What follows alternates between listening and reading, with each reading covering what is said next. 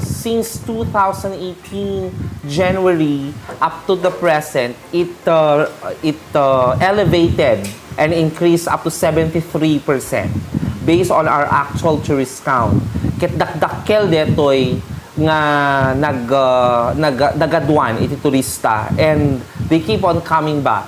Haantay laeng madmadlaw no dadumata, apagbiit na lang kasi awan pay laeng dagitoy pagistapan da nga daduma, but we are having already plans and strategies to have like souvenir shops around the basilica, but we are maintaining kasi muna the concentration of the people towards the Virgin Mother.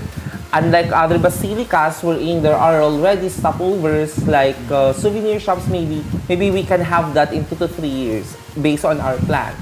But during festivities, ato met dagiti maayaban ng agtagtagila ko around the Town Plaza or the Luna Park, the newly renovated Luna Park. We have food stalls there.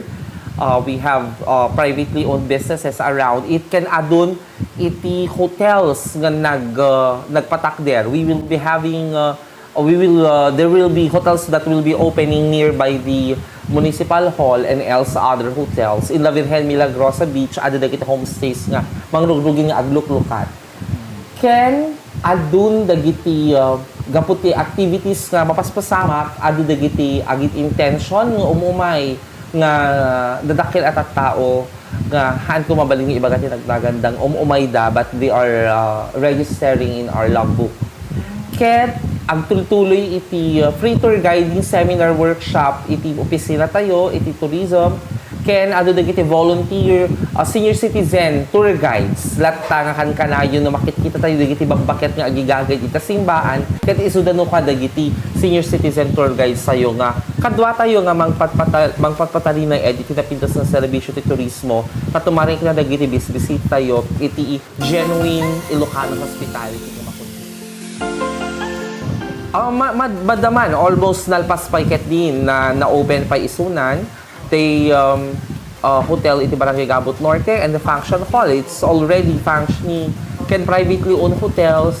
Our existing hotel is the Ruby's Farm. We have also other hotels here in the heart of the municipality. Can dagiti daduma pay nga parte iti iliket. And there are intentions of business people who are planning also to put up their businesses that are related to tourism service. Yes, there are those nga agin intent nga hopefully dagiti dadakkel nga pasidek negosyo iti panganan ket adanton iti haan nga mabayag nga panawen. May pataglan. Yes. The intention, they already casted their intention.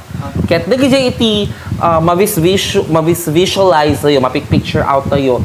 Takasali nga ro dagiti vision ken mission iti munisipyo nga agbalin ti ili nga Badoc nga napintas ken natal na nga lugar kapag taingan dagiti ububing ken dagiti sumarodong henerasyon. Tati nga rod idra-drive tayo tatta. Ket we already removed the notion that Badoc is a notorious town, it's a dangerous town, which is not. It is the town where the Virgin chose to stay up to today. That's why we have to make that happen, to help the church, the diocese, to promote or to tell the word, the beautiful word, and that is Jesus Christ, that Badoc is the home of her mother, Levin.